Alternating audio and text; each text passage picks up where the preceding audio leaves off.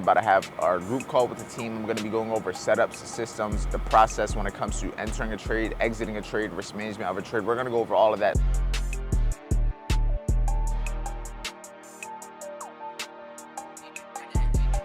Now this is going to be important because when it comes to us looking for trades, when it comes to us looking for setups, you got to figure out how to get out of your own way. You got to figure out how to stay in the game long term. Even though I would like to be relaxing, eating some chips, some wings, some pizza maybe, taking a nap, smoking in bed.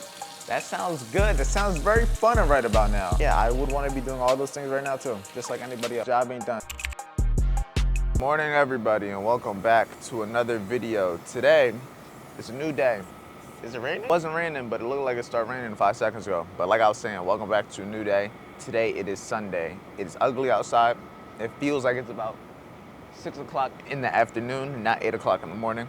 But we're about to get the rest of our day started. We're about to have our group call with the team. I'm going to be going over setups, systems, the process when it comes to entering a trade, exiting a trade, risk management of a trade. We're going to go over all of that. So if you want to be able to get access to that fully, make sure you apply in the first link in the description and work with me one-on-one.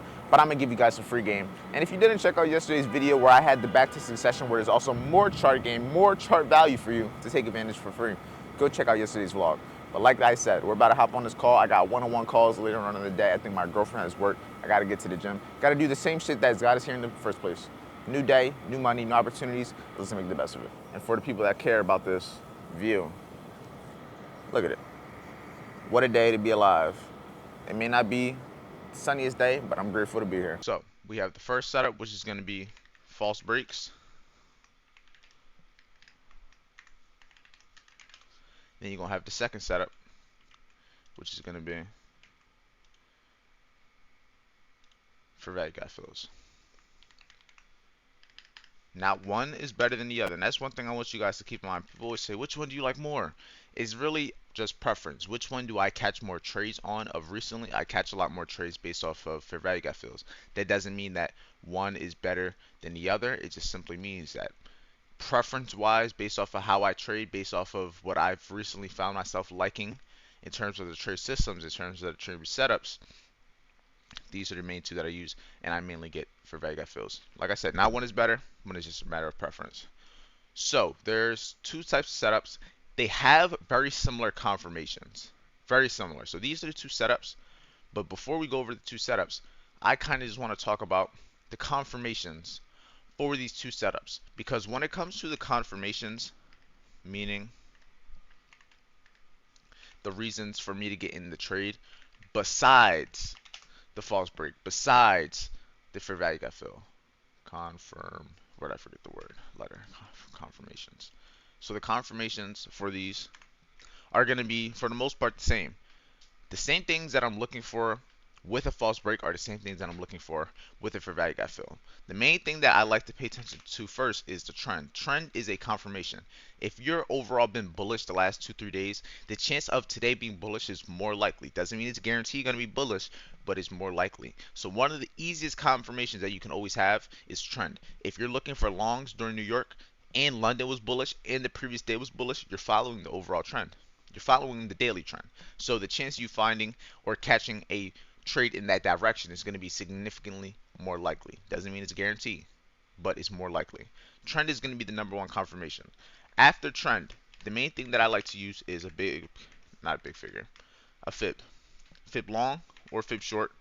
Either way, it doesn't necessarily matter that direction, but when it comes to the trend, the fib is always going to be something that's able to be aligned with it, because all the Fibonacci is a measuring tool. All the Fibonacci does is it measures an area within price to give us an area to watch for. But if you use the fib along with the trend, you're usually going to be following the right direction. You're usually going to be catching pullbacks. And a lot of the time, those fibs line up with false breaks. They line up with the fair value gap fills. The trend doesn't necessarily line up with anything, it's just a confirmation, but the fib, it can be with the trend, because say it's been bullish, right? London, it's been bullish the previous day, so you pulled a fib from the London low, or you pulled a fib from the previous day's low, and that also gave you an area to watch for the longs.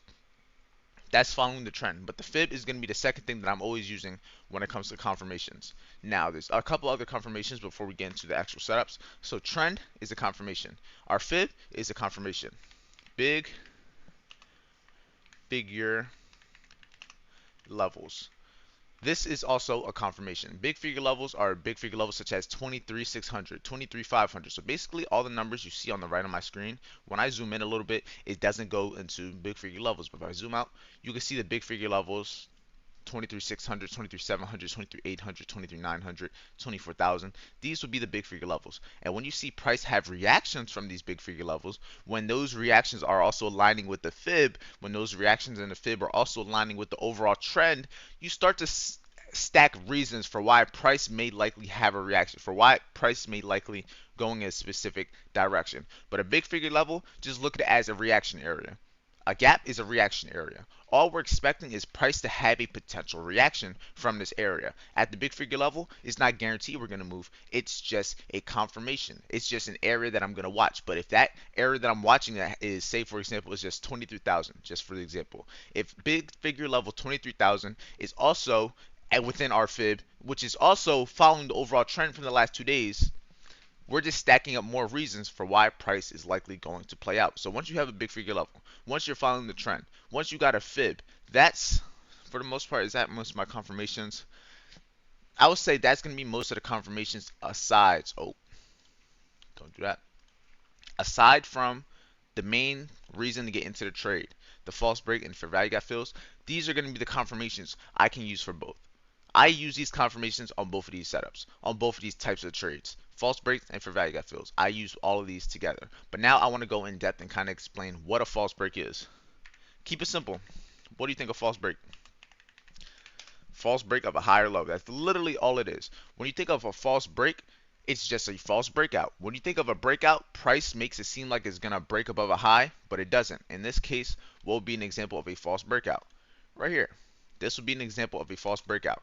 Price went above this high.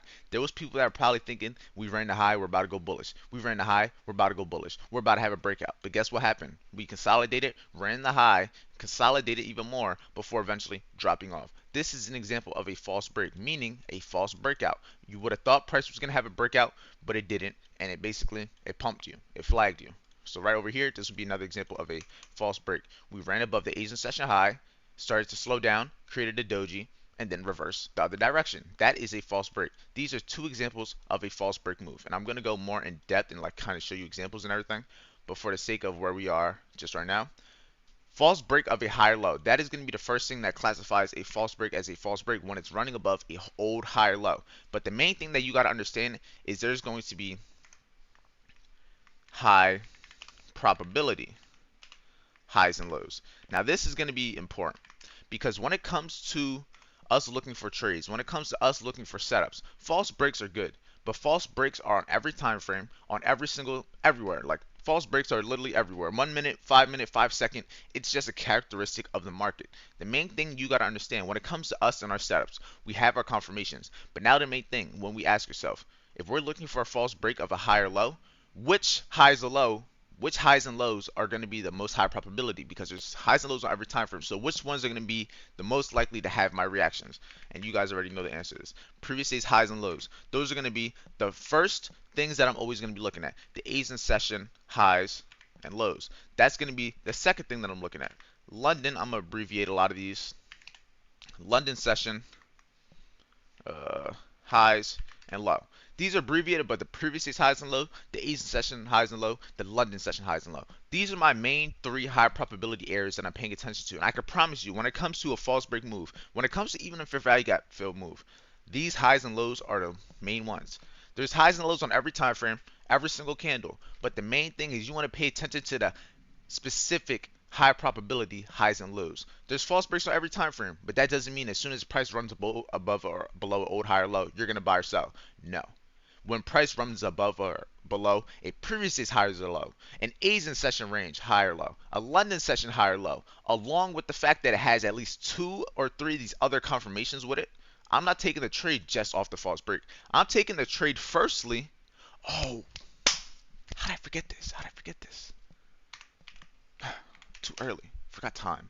I'm taking these trades specifically first at the right time, which is always going to be a given confirmation. And I'm not taking a trade unless there's a false break or a fair value gap at least. I'm not taking the trade based off of the confirmations. I'm taking the trade based off the time based off a false break or a fair value gap fill, and then based off of me at least finding a false break or fair value gap fill, then I'm starting to align other things such as the fib. I'm starting to align, is it following the trend? Then I'm starting to see, is there big figure levels? But it's always going to be at least 2 to 3 reasons for you to get into a trade. False break or fair value gap fill is going to be your number one. Time is going to be second. I would even say time is going to be number one because you're not going to be looking to take a trade unless you're trading at that specific time to begin with. So time is going to be number one. False break or fair value gap fill is going to be number two. That third confirmation could be the trend. We're not always going to be following the trend though. That third confirmation could be a fib.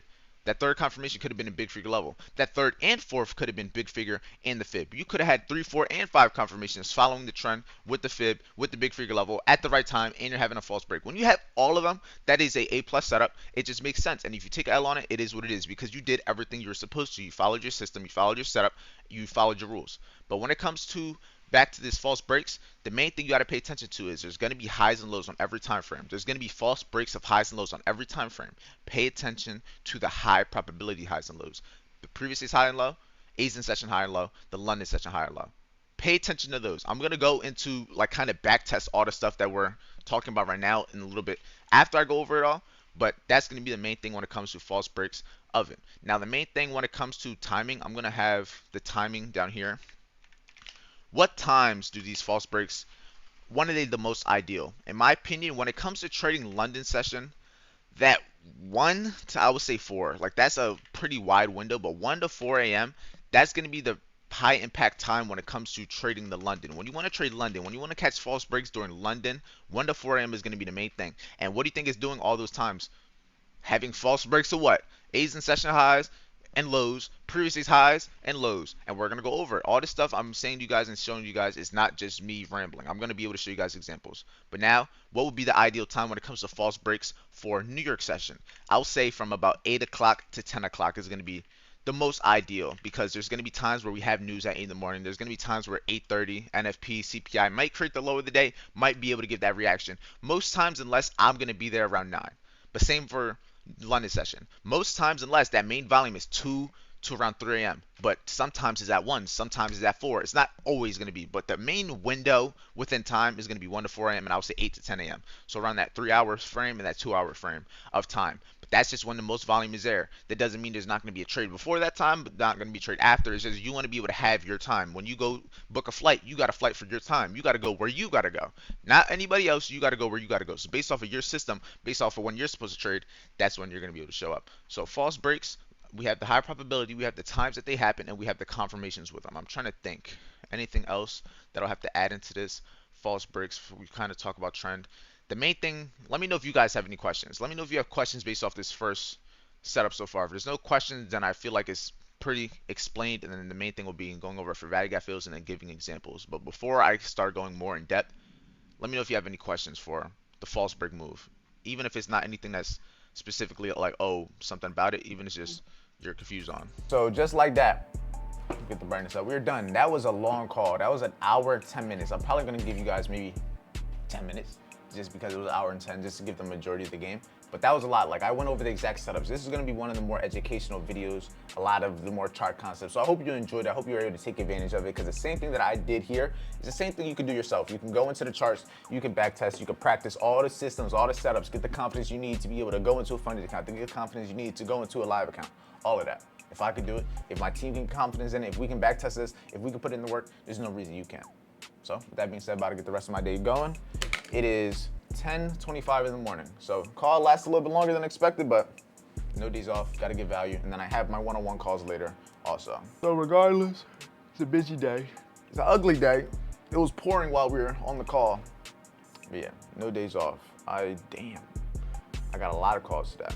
I got 1, 2, 3, 4, 5, 6 calls today. All right, right now, about to hop on a call with my boy Eli. Start these one-on-one calls off. What's going on, Birdie? How you doing? Good. What's going on? That's what I like to hear. I'm about to be in my car right now. Have you tried, like, so what have you done? Have you done like prop firms and stuff, I'm assuming? Yeah, I done Prop firms? Yeah, and I've done like small live accounts. What is like your progression been like on those? Like, have you got payouts? Have you not passed yet? Like, what is your progression so far? Have you got one payout passed but not a payout? So like, how's that going so far? I've gotten a pass, but no payouts Copy. That's a good. on Okay, that's Saturday. good though. Hey, that you trust. You're closer than further. Trust, because the main thing, more than likely, if you can get a past account and then get to the point of almost getting a payout, that just means you got to figure out how to get out of your own way. You got to figure out how to stay in the game long term. You have something that can win you a trade, that can win you multiple trades. You wouldn't have passed an account if you didn't have something that wins to an extent. You know what I mean? But it's like I always tell people, profitability is one thing. Becoming a profitable trader isn't as hard as becoming a consistently profitable trader. Becoming a consistently profitable trader is where it gets hard, because you can win 1 week, 2 weeks, but now try to win 2, 3, 4, 5 months, years. It gets harder because we got to get out our own way. And I'm sure since you've been trading for the last 2 years, you already know we get in our way a lot. It's a lot of mental stuff that isn't necessarily made clear. Like, it's stuff that we got to go through to kind of learn from. But that's just how the trading journey is. There's a lot of stuff. But the thing you got to understand when it comes to Apex, specifically like with their drawdown rule, right? If I'm in a Yeah. trade and I'm risking, say, 1,000, right? I'm aiming for maybe a 1 to 3. So I'm aiming for, say, maybe $3,000 on that trade. If I'm up say 2,900, you're telling me if I go down and it stops me at break even, I'm technically down 2,900 for the day? That doesn't make no sense to me. That makes that makes no sense to me. Because then if you look at it like that, if you go into your next day and lose a trade, it's like you just blew your account. When in reality, it was a break-even trade. If I'm in a break-even trade, I want it to count as a break-even trade, because that's what takes the emotions away. When you're able to break even trade, that's what takes your risk away. But in this case, Yeah. it kind of doesn't. Yeah, you didn't lose nothing, but in your account, you're technically down equity, so now there's a chance you could lose your account. I don't like that. If I'm breaking even a trade, I'm losing nothing. With Top Step, that's how it works. If I'm break even and it comes down and stops me out, all right, I made nothing. I made nothing, lost nothing. We're right here. It's just zero. I'd rather have that versus potential now, because when you're in trades, basically Yeah. Apex is going to make it so, oh, you're going to want to close. You're going to want to close as soon as possible, because you never know if it's going to go back down. You never know. Oh, I'm about to hit TP, but what if it goes down? I don't want to lose my account.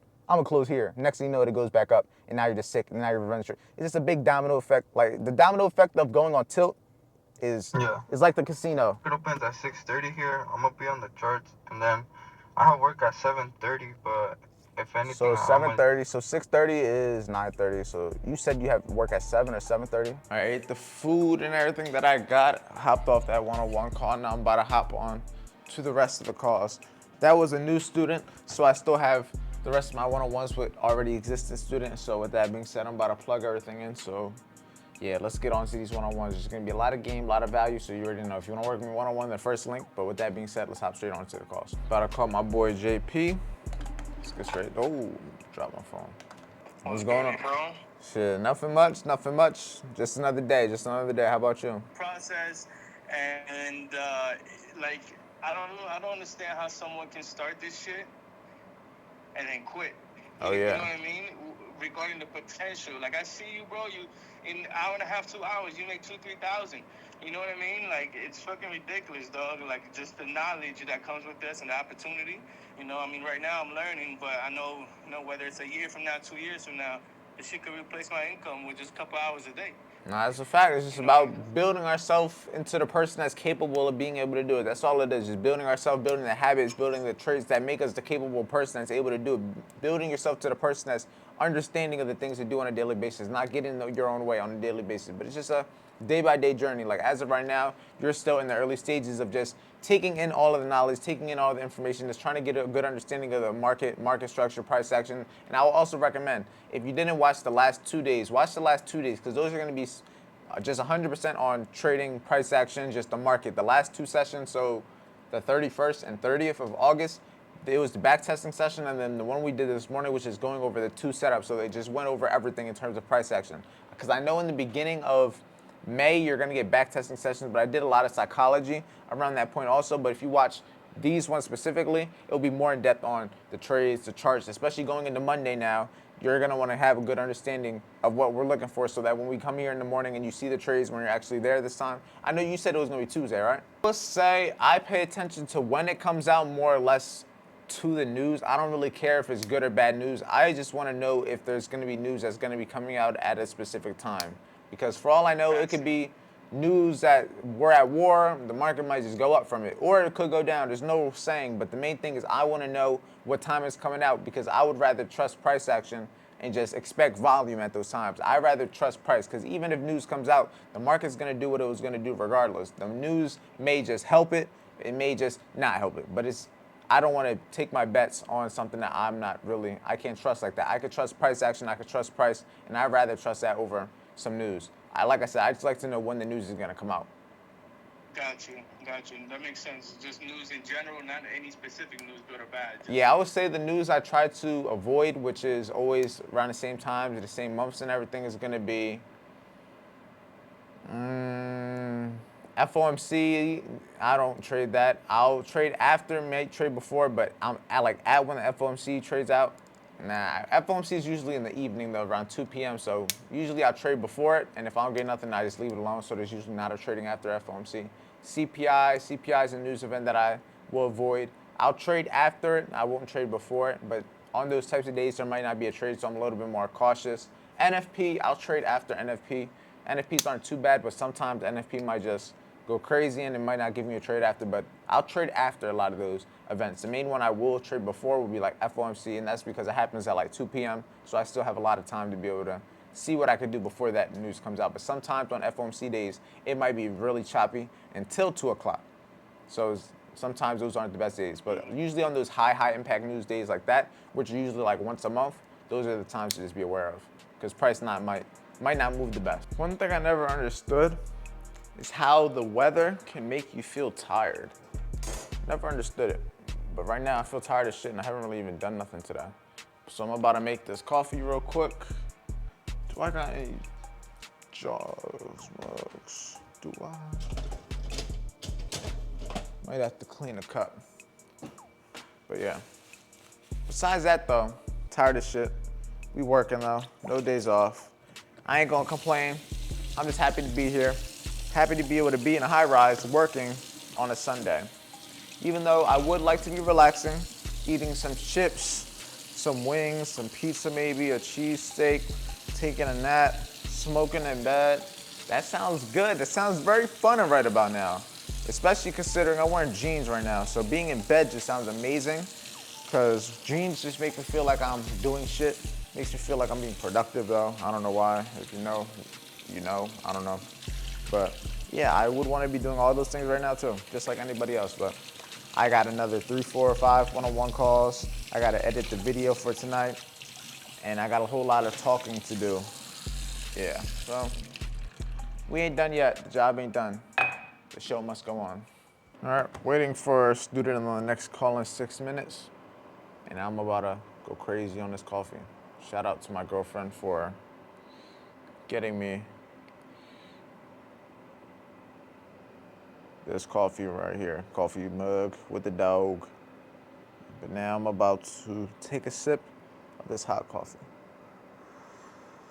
I have one of the students, he's at the beach right now, so we're gonna hop on a call with my other boy, my boy James. Let's get straight to work. Like you said, the main thing is the process. You can't focus on the result, can't focus on passing the count, getting a payout, getting a withdrawal. You can't focus on the result, because now when it doesn't get, my fault, someone texted me. But when you can't get that result, you're gonna have, it's like that tilt effect. You're gonna be in your emotions, because mentally you thought you passed an account, you thought you had a payout, you thought you were gonna be able to do this with the money. Like you were thinking ahead of the process, which is what most people do. Like in the middle of your trade, while you're in the trade, you're thinking the trade already hit TP, you're thinking you already got the winning trading day. And now when it doesn't get hit, it hurts a lot more. That's why I always tell you guys, no expectations. I'll take a trade even if I'm 5 points away from TP2. Anything can happen. No expectation, because mentally, if you say I won, it's a winning day, I got another winning trading day, I'm gonna get this payout. Now you're thinking of all the possible expectations from something that didn't even happen yet. So there's nothing wrong with wishful thinking, but you also want to keep in mind what it's gonna do to you, the pros and the cons of it.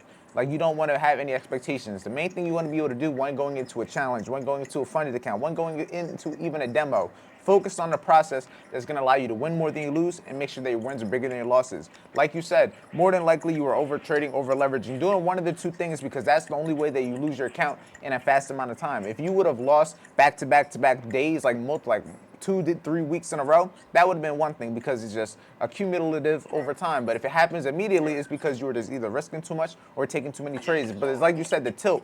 When you go on tilt, you want to be able to avoid that first domino from falling in the first place. Because once the first one falls and gets that momentum, it's hard to stop it. Think about falling down the stairs, how hard it's going to be to basically stop falling.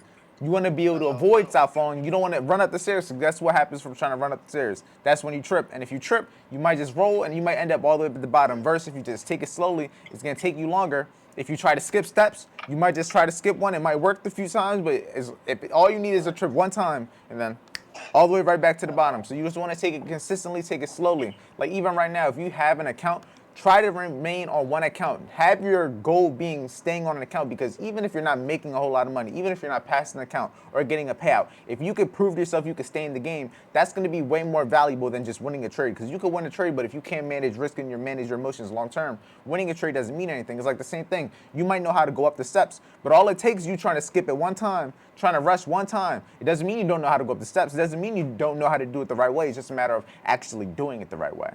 You know what I mean? Right. And it's like you got to be able to manage the losses, because when you lose a trade, it's not going to feel good. When I lose trades, it doesn't feel good. But just like anybody else, I got to be able to just deal with it, because if I do something because of how I feel, if I do something as a result to that, I might take myself out the game. I might fall down the steps. When in reality, you just got to keep going. Imagine it's 1,000 steps. It's going to take some time. You might want to run to get it done. You don't want to walk the entire time because it's going to take you forever. But that's the route that's going to be the safest. You can run, but now you might risk potentially having to take some steps back. Yeah, I know that. I mean, I ain't gonna lie. I was up on my funded, like, I was in drawdown on my first day on Wednesday to 1,000. I was already halfway in drawdown, and then on Thursday I made it 1,600 back. So I was up and plus in profit. Man, tell me what my dumbass on my first trade on Friday up 300. I was like, fuck it, let me try to get to 500 because that was my goal.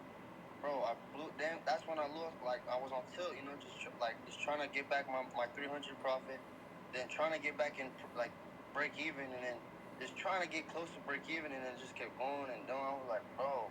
That's why I tell you guys too, the intention. Ask yourself the intention behind what you're doing, because if you're taking a trade to make a loss back to meet your target for the day, that's different versus taking the trade because it's part of your system, it's part of your plan because you were supposed to. And that's one thing that you're going to be able to kind of filter out whether you should be taking a trade or not, because you will be able to lie to other people. You can't lie to yourself. If you just ask yourself what is the intention behind your trade and you know it's not supposed to be something you take, at least if you take it, you know it's just your fault though, versus not having that awareness. Because if you have that awareness, then it's like just, you know. The most important thing is always going to be just following the process. No matter how you feel, if you want this, if you don't want that, just follow the process. Even for me, the other day, maybe a week, 2 weeks ago, I think it was in Miami, right on my birthday. I was trying to hold a trade on Tuesday. For whatever reason, I'm like, all right, fuck it. Going into 23 years old, maybe I want to try to swing trade a little bit. I want to try to hold a little bit longer since I'm always getting out at a 1 to 2. I got my 1 to 2, got a 1 to 3 hit, consolidated. I held the trade until the next morning, so like 20 hours go by. It ends up stopping me at break even. If I just would have closed at 1 to 2, 1 to 3, I would have been good. That same day that it stopped me break even, I got into another trade and I caught a trade 1 to 2, closed it that day. If I would have did the same thing the day before, I would have been up 2 days in a row, but I was only up 1 day in a row because I tried to do something different because I wanted to try to change. And even though change is good in certain situations, that just proved to me that I just got to stick to what actually works, stick to what my rules are, because if I just would have stuck to my rules, it would have worked out. I would have been good. I wouldn't have been beating myself up, and I just would have, everything would have been straight. But I tried to do something different. I tried to, based off of how I felt. Going into a new year, I felt like I wanted to do this. But in reality, just because I feel a certain way doesn't mean that if it's not broken, don't fix it. What I'm doing obviously works. And then if I want to switch over time, maybe I should put it into my trading plan and then do it. It was more impulse, trying to do it in the moment, which isn't very intentional. That's another thing. If you ask the intention behind that, I was trying to do it. But if I would have had it more written down, something that was more planned ahead of time, structured, so that, like, say, going into a new week, I was doing it, not just on a Tuesday or Wednesday. But that's a good example of even me in this situation. You make mistakes, you learn things, but regardless what happens, it's going to happen so you can learn from it. Same for you. You went through all this so you know exactly what to do and not to do next time, because if you get into a funded account and keep making the same mistakes, if you're not aware of it, it's just going to keep on happening. But you're going through what you're going through to make yourself aware of the things that you're doing right and wrong, so that you can basically think of it like a boat.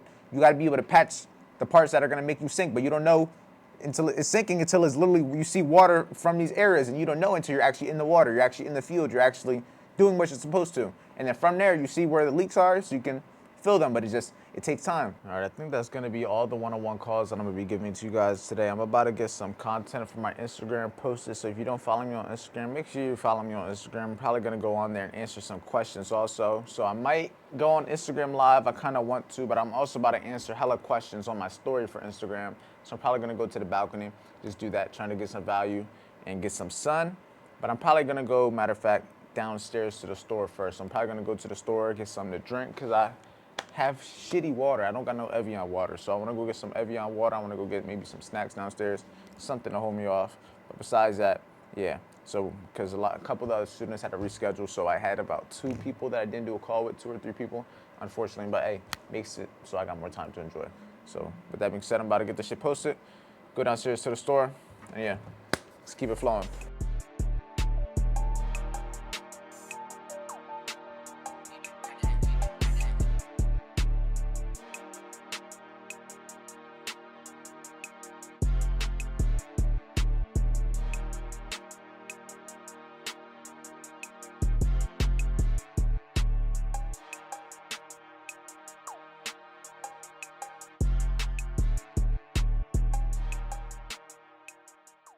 I'm being cooked right now in the sun. Like, I'm physically sweating. I took my jeans off, put sweatpants on to be more flexible. I'm dying, but I feel great. Like, I promise you, even though I'm tired of shit, it's like I feel so fulfilled from sweating and getting a workout. Like right now, mentally and physically, if I were to stop working out, I'm good. I'm just, getting my last reps in. Just one more, you got one more rep. But guess what?